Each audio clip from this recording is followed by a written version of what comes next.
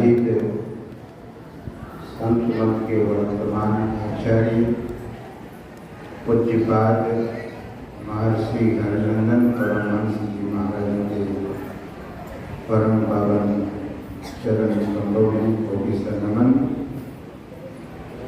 वहाँ मंच पर उपस्थित मत मंगल व पूज्य साधु समाज महासभा के सम्माननीय पदाधिकारीगण, सम्मानित आमंत्रित पदाधिकारीगण, सत्संग में समुपस्थित परम सम्माननीय सत्संग प्रेमियों, सदात्माओं तथा पूजनीय मानव शक्तियों,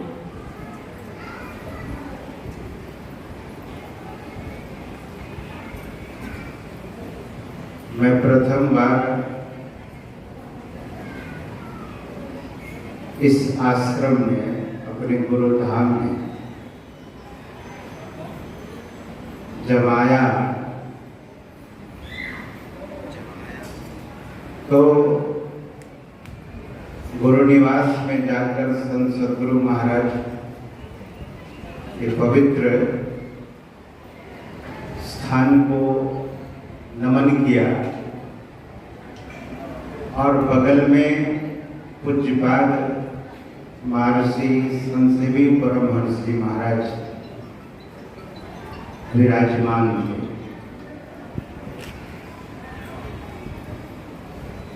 मैं उनके चरणों में अपना सर नवाया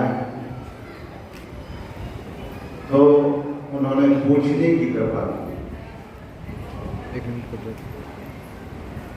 कि आप कहाँ आए, कहाँ से आए हैं, ऐसा नहीं उन्होंने पूछा। पूज्यपाद ने हमसे पूछने की कृपा की कहाँ आए, तो मैंने कहा कि हुजूर अपने जीवन को हुजूर के चरणों में समर्पित करने आए। सज्जनों, पूज्यपाद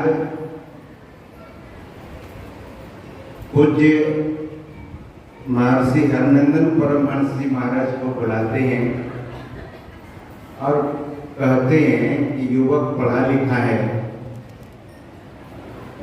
इनको कोई सेवा आप दे दीजिए। मुझे तो बहुत भूख लगी थी, मन ही मन मैं सोच रहा था कि कुछ खाने पहले मिल जाता तब जो हुजूर सेवा फरमाते तो मैं करता। मैं ऐसा सोच ही रहा था कि पूज्यपाद महर्षि हरिनंदन परमहंस जी महाराज ने कहा कि चलिए पहले आप खा लीजिए तब और कुछ बोलो। श्री सद्गुरु महाराज। तो मैं बहुत प्रभावित हुआ। मुझे अपने हाथों से कटोरे में कुछ खाने के लिए दिया और मैं खाकर तृप्त हुआ, प्रसन्न हुआ और मुझे सीधे गौशाला ले गए और गौशाला में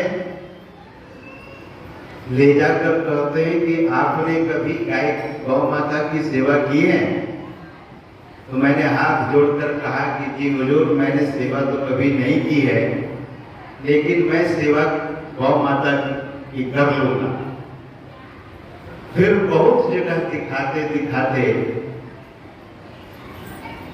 इस आश्रम के गेट पर एक इंक्वायरी ऑफिस था, पूछताछ कार्यालय। उन्होंने कहा, आज्ञा दी कि इसी कार्यालय में कल से आप बैठेंगे और आए गए अतिथियों को पूछकर और रजिस्टर्ड मेंटेन करेंगे और आगे सूचना देंगे हमको। उस समय हुजूर यानी पूज्यपाद व्यवस्थापक थे इस आश्रम के, तो उनकी आज्ञा का पालन करता रहा मैं और उनकी सेवा भी यथासंभव करता रहा। और इस तरह से मैंने यह देखा कि जो सेवा उन्होंने सद्गुरु महाराज की थी बहुत सूक्ष्मता से वे अपने निवास में उस सेवा के संबंध में भी बताते थे। साधु कोई लिख लेने से नहीं होता है कि बहुत पढ़ लिख लिया तो साधु हो गए। गढ़ते हैं और गुरु ही गढ़ते हैं शिष्य को, और वे शिष्य फिर महान हो जाते हैं। सदगुरु महाराज की सेवा पूज्यपाद ने पूरी मुस्तैदी के साथ की है। और मैं कल्पना करता था कि जब, जैसा कि अभी हमारे साधु महात्मा लोग, हमारे गुरु भाई लोग कह रहे थे कि भोजन का काम अधिकांश वे किया करते थे। पाक विद्या में वे बड़े निष्णात हैं, तो भोजन उनके लिए बनाते थे।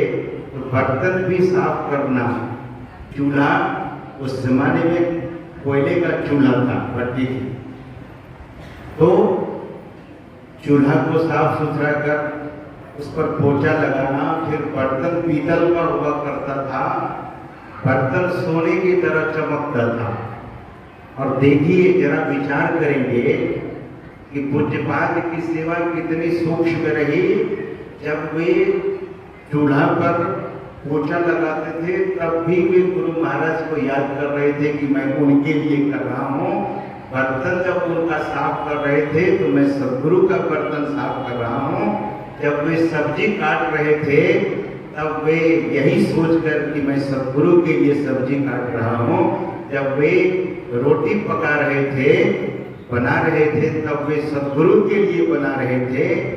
हम आप सुनते हैं कि कर्म ही पूजा है, मतलब यह पुनीत और पावन कर्म जो संत पूरे जगत के कल्याण के लिए अवतरित होते हैं, उनकी सेवा वे कर रहे थे। उस तरह से संत उदय संतत सुखकारी, विश्व उदय जीवी इंदु तुम्हारी। जैसे सूर्य पूरे जगत का उपकार कर रहा है, संत भी उसी तरह से, संत सदगुरु भी उसी तरह से पूरे जगत का उपकार करते हैं, कर रहे हैं। तो ऐसे ही पूर्ण धनी संत सदगुरु के पूर्ण शिष्य हुए। गुरु भी पक्के और सच्चे और शिष्य भी पक्के और सच्चे। ऐसे हमारे पूज्यपाद महर्षि हरनंदन परमहंस जी महाराज जो संत मत के एक पुरोधा पुरुष हैं, आदर्श पुरुष हैं, और वे हम आपके लिए एक प्रेरणा है। हम सब ऐसे महापुरुष के चरित्र से प्रेरणा लें और अपने जीवन को धन्य करें। इन्हीं शब्दों के दो पुष्प शब्द का रखते हुए उनके चरणों में प्रणाम करता हूँ और सदगुरु महाराज से प्रार्थना करता हूँ कि वे अपनी महिमा से हम सबों के बीच में बने रहें और हम लोगों को उनका सानिध्य लाभ होता रहे। इन्हीं शुभकामनाओं के साथ उनके चरणों में बारंबार मैं प्रणाम करता हूँ। बोलिए श्री